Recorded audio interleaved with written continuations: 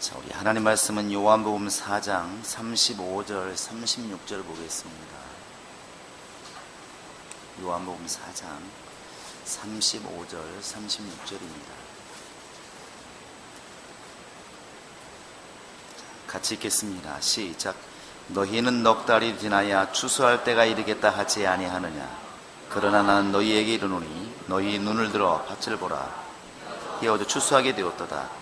거두는 자가 이미 싹도 받고 영생에 이르는 열매를 모으나니 이는 뿌리는 자와 거두는 자가 함께 즐거워하게 하려 함이라.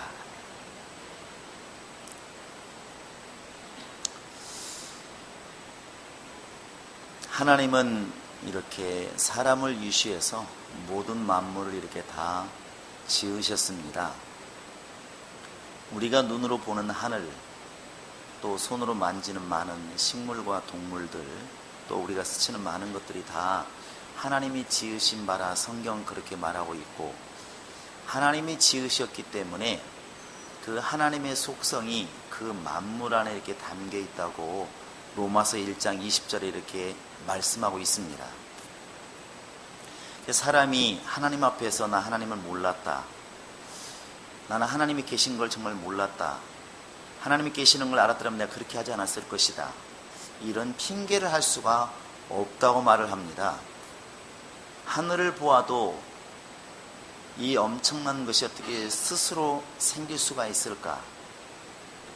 또 꽃을 보면서도 똑같은 물을 먹고 자라는데 같은 이렇게 화병 안에 있어도 어떤 꽃은 빨간색으로, 어떤 색은 주황색으로, 어떤 색은 보라색으로 이렇게 꽃이 다 다릅니다.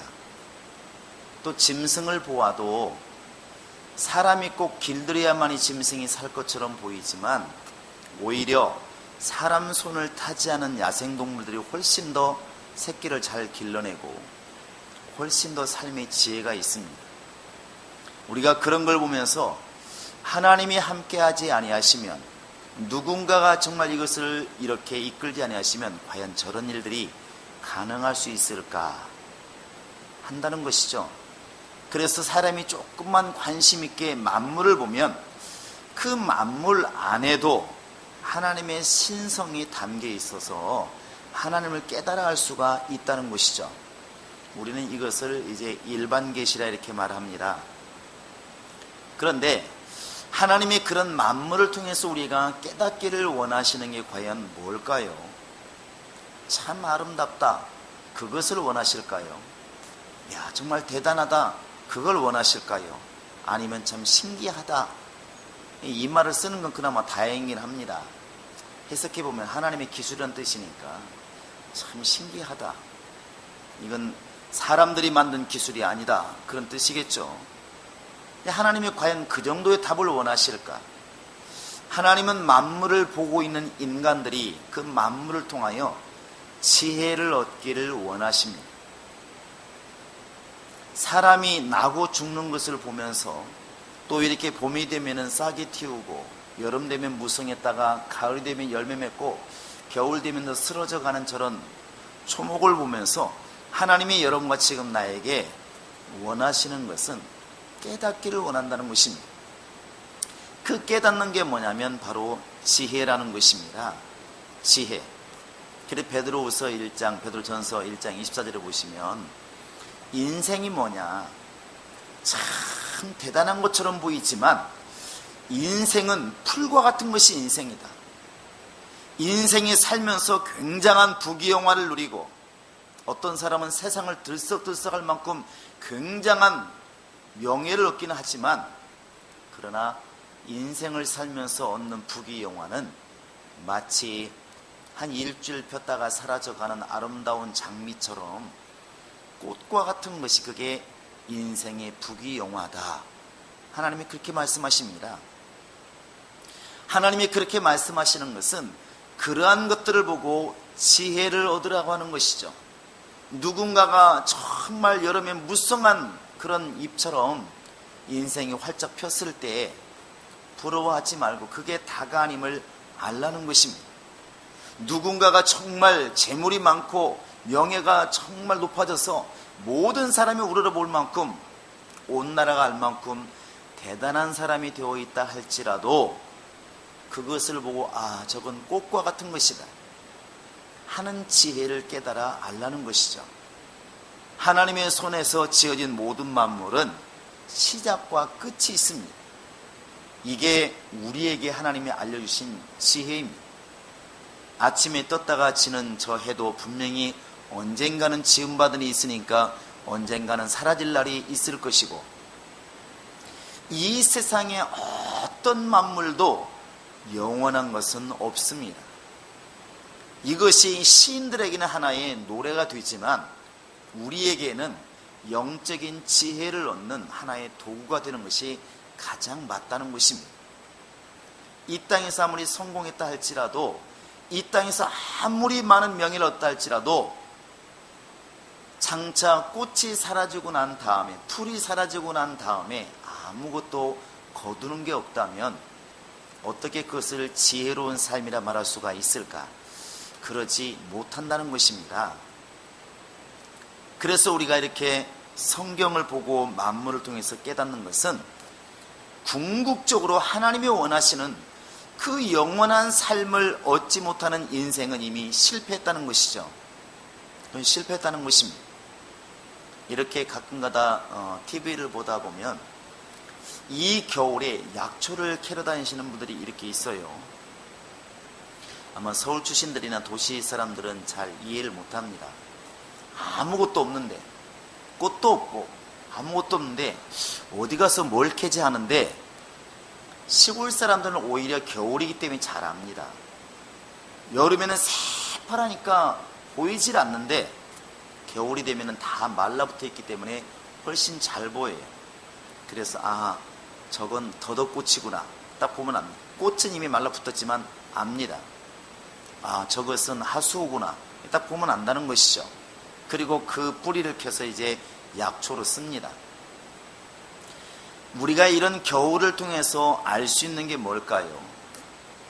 아무리 여름에 풀이 무성하고 아무리 꽃이 아름다워도 겨울이 되었을 때 남는 것은 열매밖에 없다는 것입니다. 누가 뭐라 해도 열매밖에 남는 게 없습니다.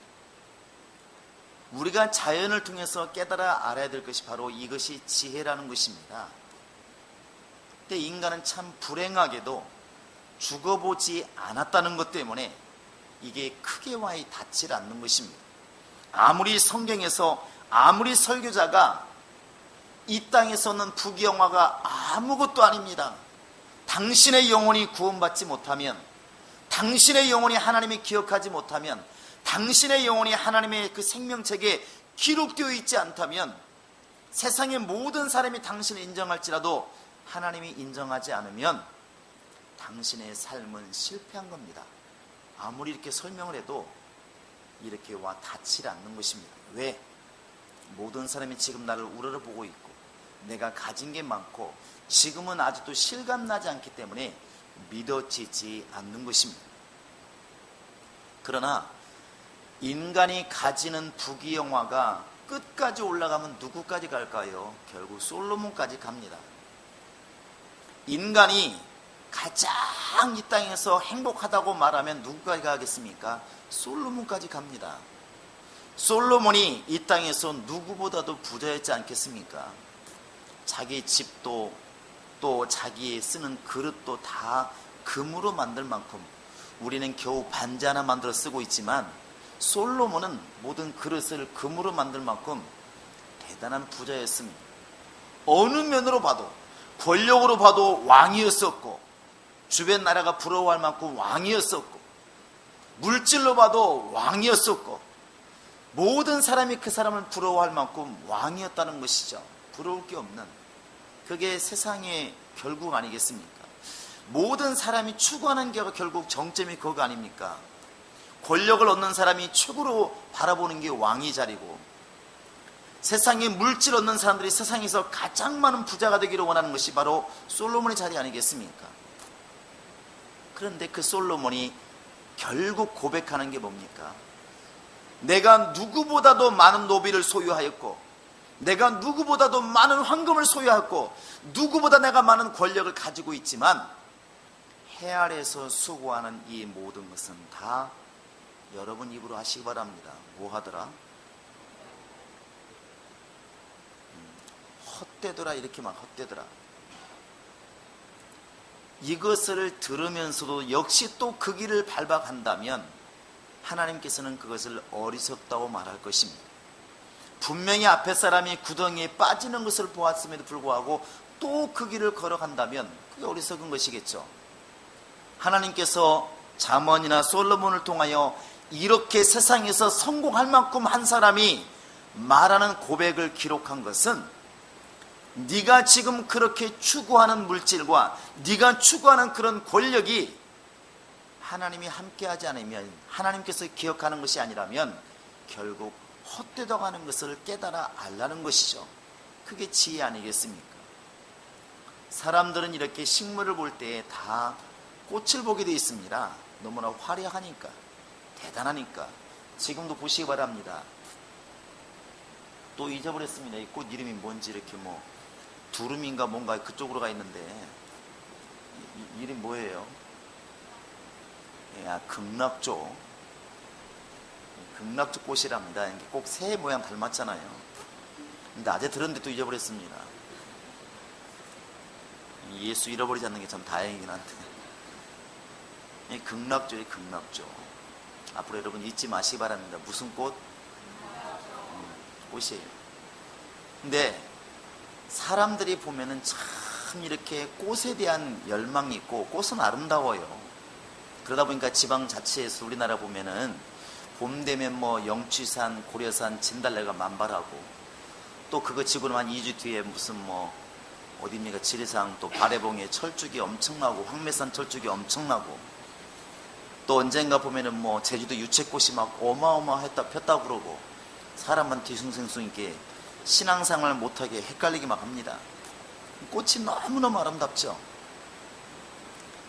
근데 정작 그 식물이 최종적으로 가는 길이 뭐겠습니까? 씨앗입니다. 하나님이 우리 영혼에게서 가장 마지막 원하시는 게 뭘까? 열매입니다. 우리가 지금 굉장히 이 땅에서 화려한 삶을 사는 걸 주님이 원하시는 게 아니라 그 삶을 통하여 마지막에 주님이 찾는 그 열매가 있기를 원하시는 겁니다. 예수님께서 이 부분은 너무나 많이 말을 했어요. 무화과 나무가 때가 아님에도 불구하고 열매가 없으면 그냥 말라 죽게 만드시고, 또 도끼가 이미 나무 뿌리에 놓여 있다고 경고하시고, 열매 맺지 않으면 당장 찍어버리라고 말씀하시고, 주님은 열매에 관심이 참 많으십니다. 이 가을부터 겨울이 되고 눈이 내리고 깡깡 얼면은 완전히 모든 나뭇잎이 다 떨어집니다.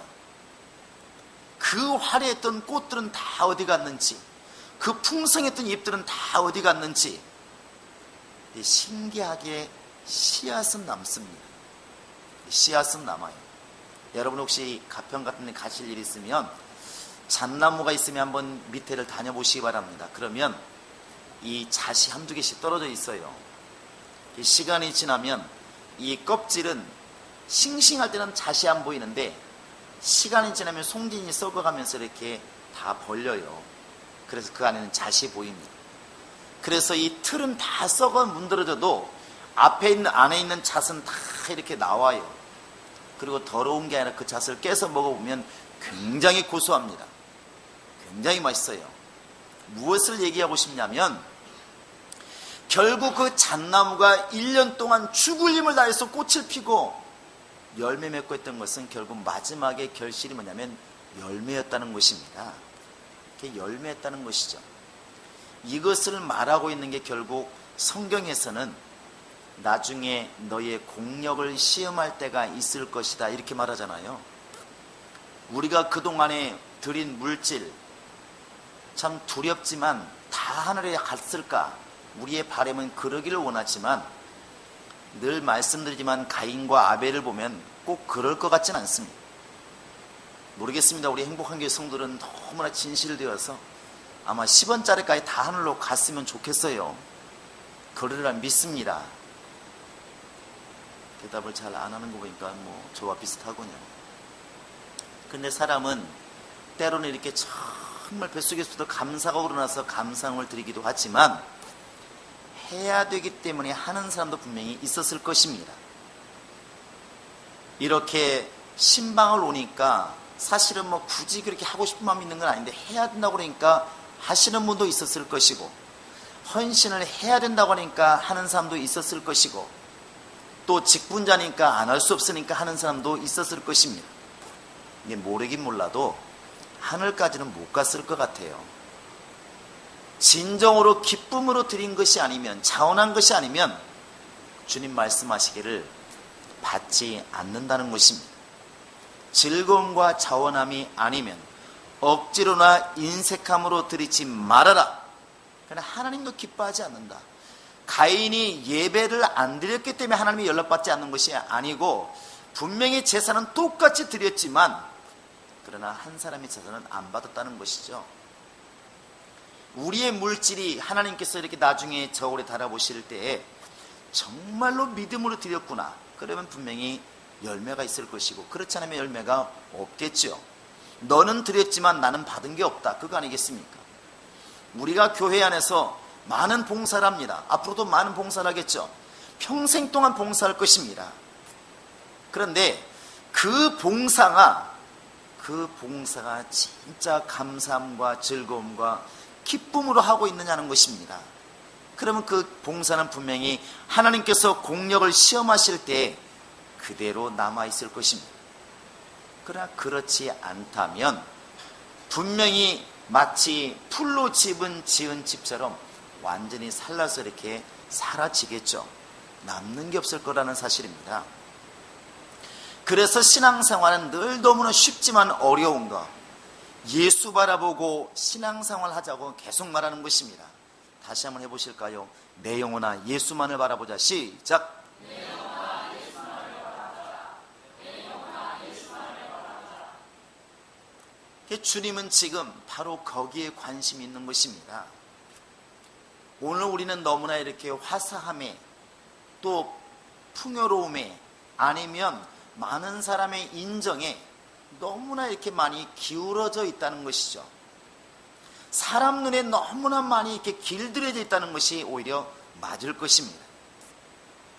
우리가 기도해야 될 부분이 이런 부분을 깎아내는 것이라고 생각을 합니다. 그래서 남들이 내가 좋은 일을 했는데 알아주지 않으면 서운한 거, 내가 남들보다 헌금을 많이 했는데 알아주지 않으면 서운한 거, 내가 교회 앞에 좋은 일 했는데 목사님이 아는지 모르는지 쌩 지나가는 거, 이게 뭐가 서운한 거예요. 희한하게도 서운한 건 뭐냐는 것이죠. 분명히 말로는 뭐라고 그랬냐면 나는 주님께 드렸다고 말을 하는데, 그러면 받으시는 분이 목사가 아니고 집사가 아니고 교회가 아니고 주님이시라면 왜 서운해야 될까?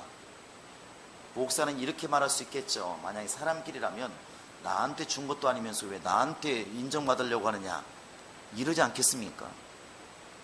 극단적인 말인 것처럼 보이지만 우리의 신앙생활이 얼마나 이렇게 사람을 의식하고 환경을 의식하고 얼마나 화려함 뒤에 우리가 지금 신앙생활하고 있는가를 이렇게 말하고 있는 것입니다. 이렇게 말하지만 저도 여기서는 자유롭지를 못하죠. 왜냐하면 인정받으면 기분이 좋으니까. 우리 옆 사람 인정해 주시기 바랍니다. 집사님 최고입니다. 시작.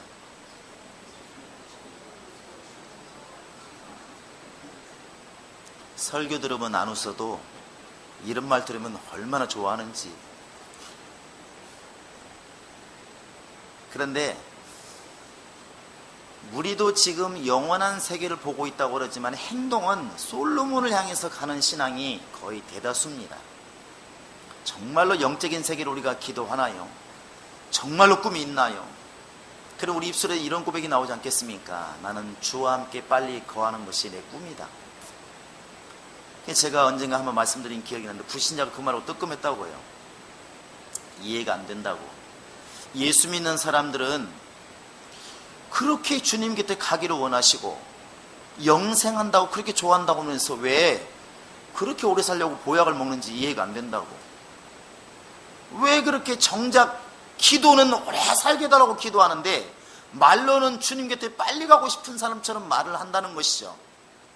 이 세상은 나그네 길이고 이 세상은 고난의 길이고 이 세상은 십자가의 길이라고 말을 하면서 살려고 바둥바둥 치는 게 불신자들 올 때는 이해가 안 된다는 거죠.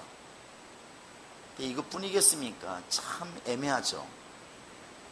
분명히 하나님의 나라를 우리는 지금 말하고 있고 하나님의 나라를 소망하고 있는데 그 사람이 사는 걸 잘 보면 이 땅에 천년만년 살 것처럼 성을 쌓으려고 지금 노력하고 있다는 것이 우리 신앙생활의 허점이라는 것입니다. 하나님이 만물을 통해서 얻기를 원하는 지혜는 뭐냐면 썩어질 것을 가지고 썩지 않을 것을 빨리 바꾸라는 것입니다. 육신의 것을 가지고 영의 것을 빨리 얻으라는 것입니다. 땅의 것을 빨리 포기해서 하늘의 것을 빨리 바꾸라는 것입니다. 그게 만물의 마지막에 있는 것을 보고 지혜 얻는 거 아니겠습니까? 우리는 믿음의 장이라 말하는 히브리서 11장을 다 읽었습니다. 여러 번만 다 읽었을 것이고 한두 번이라 여러 번 읽었을 것입니다. 그 26절에 가보면 모세 이야기가 나오는데 이렇게 말을 하잖아요. 모세는 저 왕궁에서 왕자로서 왕으로서 정말 부귀영화를 누리는 것보다도 오히려 예수와 함께 능욕받는 것을 기뻐했다 이렇게 말하고 있습니다. 그게 신앙생활이잖아요. 그러니까 지금 육신적으로는 그냥 눈 딱 감고 그대로 있으면 왕자로서 사실은 잘 살아갈 길이 뻔히 보이는데 예수와 함께 능욕받는 길을 택했다는 것입니다. 왜 그랬을까? 믿음이 있었다는 것이죠. 주와 함께 영원히 거할 그 도성을 바라봅니다 이렇게 말하고 있습니다. 그 영원한 성을 바라보는 사람은 지금 자기가 지금 누리고 있는 이 삶이 하나님이 원하시는 삶이라면 아니라면 과감하게 포기하고 오히려 능욕받는 것, 그냥 고생이라고 말하지 않고 능욕이란 말을 쓰고 있습니다. 아주 불쌍하게 욕된 삶을 산다는 것이죠. 사람들에게 멸시받는 그러한 삶을 택했다는 것입니다. 실제로 모세는 이제 그 뒤에 죽을 고생을 하죠. 죽을 때까지 고생하는 삶을 삽니다. 성경은 모세에게 어리석다고 말하지 않고 그 삶이 지혜로운 삶이라고 그렇게 말하고 있다는 사실입니다. 근데 우리는 이 양쪽을 다 가지려는 인간의 지혜가 있습니다. 그래서 모세가 포기한 왕의 자리도 갖고 싶고 왕이 지금 이 모세가 지금 바라보고 있는 하나님의 나라도 갖고 싶고 이 두 가지를 다 얻으려고 그러니까 모순이 생기고 답답함이 생기고 괴로움이 생긴다는 것입니다. 하나님이 우리에게서 찾으시는 것은 영적인 것을 지금 찾고 계시는 것입니다. 예수님께서 누가복음 18장에서 8절에 내가 세상에 다시 올 때 과연 세상에서 믿음을 보겠느냐 이렇게 말합니다. 그 믿음이 무슨 믿음입니까? 땅에서 잘 된다는 그런 믿음이 아니고 하나님의 나라에서 영원한 곳을 하나님이 주시라는 그 믿음을 가지고 있느냐는 것이죠. 끝까지 예수를 믿는 그 믿음을 가지고 있느냐는 것입니다. 그게 열매 아니겠습니까? 우리가 과연 기도하는 게 뭘까요? 정말로 그렇게 영원한 것을 지금 내가 바라보고 있는가? 내가 정말 영원한 것을 지금 소망하고 있는가? 이렇게 내 겨울처럼 내 육신의 모든 마지막이 올 때, 세상의 마지막이 올 때 과연 내게서 과연 남아있을 게 뭘까? 불교에서는 보니까 이렇게 스님이, 이름이 있는 스님이 돌아가시면 이렇게 답이라고 그러죠. 이렇게 불로 태웁니다. 그리고 열심히 죄를 뒤집니다. 뭘 찾으려고? 잘 아시는군요. 사리를 찾습니다. 사리. 그게 아마 이제 뭐 사람이 돌을 많이 닦으면 이렇게 뭐 근육이 뭉치고 어째서 이렇게 영롱한 빛을 낸다고 그러죠. 근데 이제 과학자들 얘기하는 것은 뭐 일반인도 태우면 나온답니다. 찾아보지 않아서 그렇지. 그렇다고 또 여러분 그거 찾으려고 화장하지는 마세요. 네, 저렇게 지금 벽지 같은 데 가서 이제 화장을 하면 너무나 고열이기 때문에 남는 게 아무것도 없는 것이고 불로 태울 때 나옵니다. 그 사람들은 육신의 결과를 찾으려고 애를 씁니다.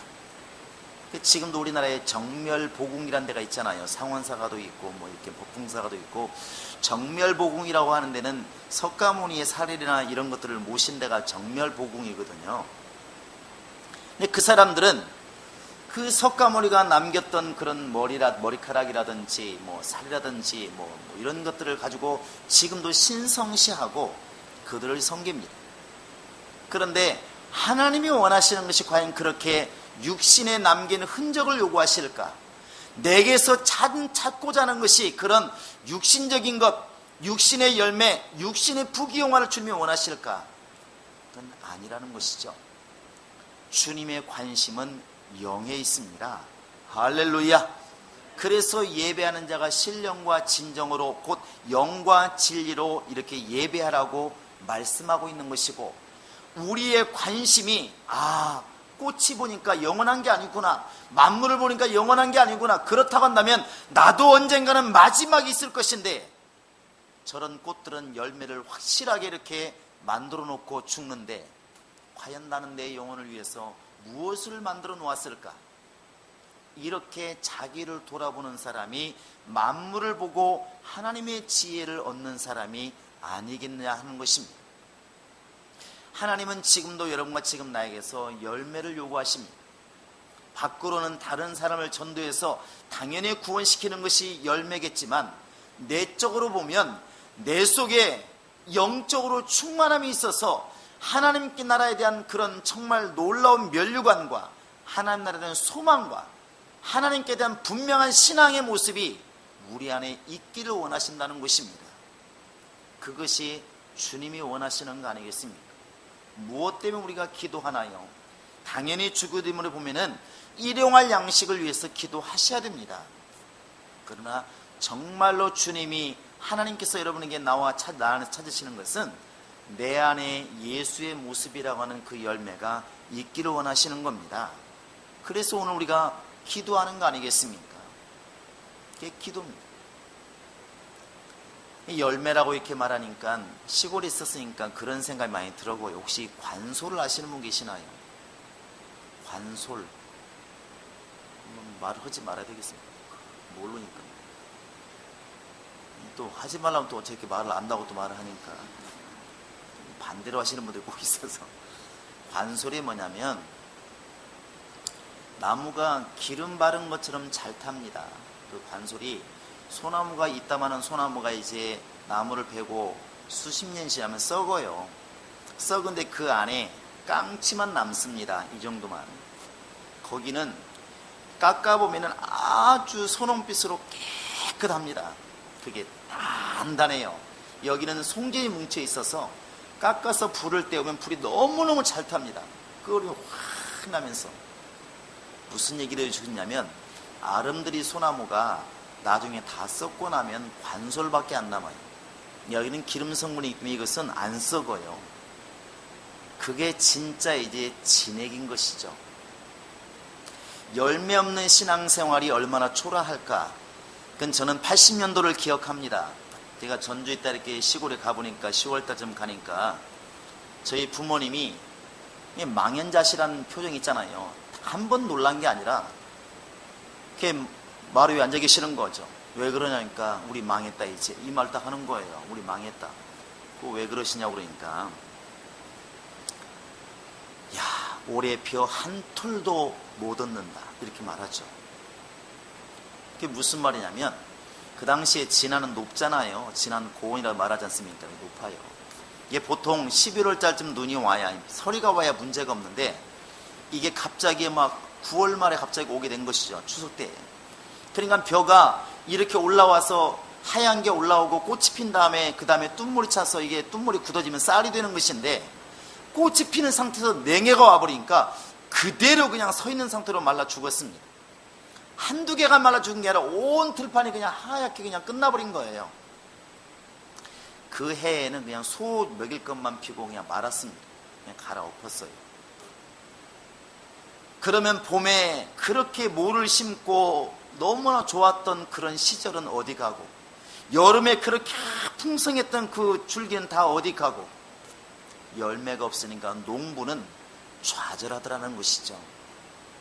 그 1년 동안의 모든 아름다웠던 추억들이 그냥 한 방에 다 무너지는 것입니다. 아무것도 아니더라는 것이죠. 마지막에 쌀까지 거두어야 이 농사가 정말 기쁨이 있는 것인데, 결국 아무리 못 심을 때 기뻐하고 자랄 때 기뻐하고 너무나 농사 잘 되고 자랑했던 그런 것들이 마지막에 열매를 못 거두고 끝나버리니까 그냥 완전히 농부는 좌절하는 것입니다. 그때 어마어마하게 빚을 지고 고생했던 추억이 지금도 눈에 선합니다. 그건 신앙생활도 그러지 않을까 생각을 해봅니다. 지금 우리가 눈에 보이지 않습니다. 그러나 나중에 우리가 이 땅을 떠나게 되었을 때 그 사람의 정말 영적인 헌신과 물질과 봉사와 전도와 이런 것을 주님께서 이렇게 불러서 심판하실 때 과연 남아있을 것은 얼마나 있을까? 분명히 금광석이라고 한 트럭을 싣고 갔는데 다 녹여보니까 어떤 차에서는 몇 그램, 어떤 차에서는 2g, 전혀 많이 나오지 않다는 것이죠. 그게 진짜 금이 아니겠습니까? 양이 많기 때문에 많이 나오는 것이 아니라 그 돌 속에 얼마나 많은 금을 이렇게 함유하고 있느냐는 것입니다. 그래서 우리가 영적 생활은 얼마나 영적인 것에 관심을 가지고 얼마나 하나님을 의식하고 하나님만을 위해서 진정으로 기쁨과 즐거움으로 내가 지금 심느냐 하는 것입니다. 심은 대로 거둔다는 게 바로 그런 거 아니겠습니까? 이 부분은 참 우리가 인간이기 때문에 이해하기 어렵고 행동하기 어려운 부분이 분명히 있습니다. 왜냐하면 우리부터도 분명히 내 이름이 나면 좋으니까, 누가 알아주면 좋으니까. 그러나 우리 스스로는 자기 자신에 대해서만큼 자꾸 다짐하고 다짐해야 될 것 같습니다. 예수님 말씀하신 것처럼 왼손이 하는 것을 오른손이 모르게 해라. 그래야 하나님의 나라 갔을 때 상이 크다. 그렇지 않고 바리새인처럼 다 떠벌려 버리면 하나님 나라에서는 상 받을 게 없다. 사람들은 그렇게 말하지 않습니다. 아이고 집사님 너무 잘하신다고. 그러고도 하나님 나라에 상이 있다고 생각을 하는 것이 인간의 지혜입니다. 그러나 하나님의 지혜는 아니라는 것입니다. 사람이 인정했다고 하나님이 인정합니까? 아니라는 것이죠. 사람의 생각으로 하나님 말씀을 지금 막고 있는 거 아니겠습니까? 그래서 우리가 첫 해 개척하고 나서도 1년 동안 외친 게 뭔가요? 여러분이 잃어버린지 모르겠지만 즐거움과 자원함이었습니다. 계속 외친 게 즐거움과 자원함이었어요. 예수 바라보고 하라는 것이죠. 사람 바라보고 헌신하고 사람 보고 물질을 드리고 사람 보고 봉사하면 남는 게 없다는 것입니다. 이 땅에서는 남습니다. 왜? 사람들이 인정하니까. 그러나 주님께서 심판하실 때 아무것도 남는 게 없다는 것입니다. 이미 저희는 상을 다 받았느니라. 주님이 줄 게 어디 있나요? 열매가 없는데. 그건 기뻐하는 게 아니라는 것입니다. 신앙이 여릴 때는 당연히 그럴 수밖에 없지만, 그러나 여러분과 지금 나의 신앙은 점점 더 하나님 말씀을 따라가고 말씀대로 가는 신앙으로 가야 그게 맞다는 것입니다. 할렐루야.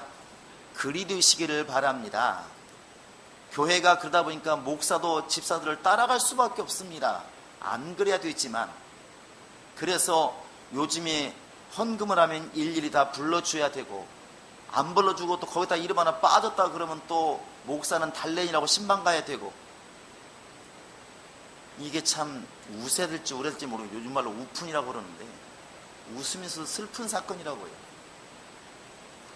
우리가 지금 이제 계속 그렇게 가버리면 신앙이 사람을 위한 신앙이지 결코 하나님께서 보시는 신앙은 아니라고 생각을 합니다. 이런 부분들을 내 스스로가 돌이키지 않으면 우리의 신앙은 절대로 주님이 인정하는 신앙이라 볼 수가 없을 것입니다. 그래서 기도하는 것입니다. 우리 속에 끊임없이 올라오고 있는 사람에게 인정받으려고 하는, 사람에게 이렇게 보이려고 하는 것이 누구나 있기 때문에 이런 것을 끊임없이 내려놓지 않으면 주님이 원하시는 열매는 맺어질 수가 없는 것입니다. 여러분 마음의 중심이 주님이 찾으시는 그런 믿음의 열매가 있기를 원합니다. 정말 우리 영혼 중심에 하나님이 기뻐 받으시는 그런 믿음이 자리 잡기를 원합니다. 할렐루야. 주님은 그 열매를 지금도 찾고 계시는 것입니다. 네가 지금 나만 바라보고 나를 위해서 나와 함께 내 말 때문에 지금 신앙생활하고 있구나. 그게 믿음 아니겠습니까? 이 밤에 여러분과 지금 내가 기도해야 될 것도 너무나 분명합니다. 하나님, 정말 내가 내 열심으로 주님께 다가가지 않게 하소서.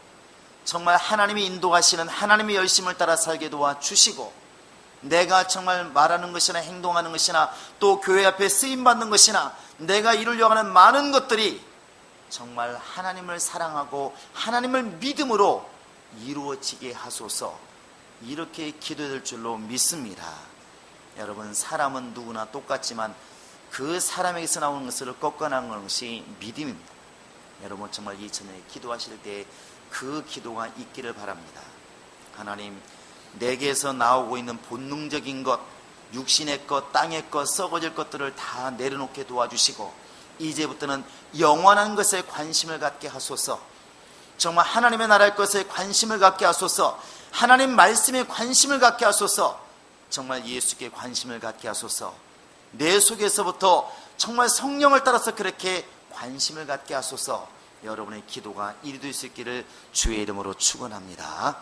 이 시간 우리 다 같이 기도하실 때, 하나님, 정말 이 밤에 내 기도를 들으시고 내게서 아직도 포장되어 있는 정말 모든 육신의 정욕과 안목의 정욕과 이생의 자랑이 꺾어지게 도와주시고, 내가 진실로 속사람이 영원한 것을 바라보게 도와주시고 하늘의 것을 바라보게 도와주시고 이 땅의 것이 아니라 주님 나라의 것을 사모하는 그런 믿음으로 영적 생활하게 하소서. 내 영적 생활이 교만이 아니라 진실함으로 겸손함으로 나아가게 도와주시고, 사람 보는 신앙생활이 아니라 주님 바라보는 그런 영적 생활 되게 하소서. 이 시간 우리 아버지여, 이름이 거룩히 여김을 받으시오며 나라 임하옵시며 뜻이 하늘에서 이룬 것 같이 땅에서도 이루어지이다. 오늘날 우리에게 일용할 양식을 주옵시고, 우리가 우리에게 죄 지은 자를 사하여 준 것 같이 우리 죄를 사하여 주옵시고, 우리를 시험에 들게 하지 마옵시고 다만 악에서 구하옵소서. 나라와 권세와 영광이 아버지께 영원히 있사옵나이다.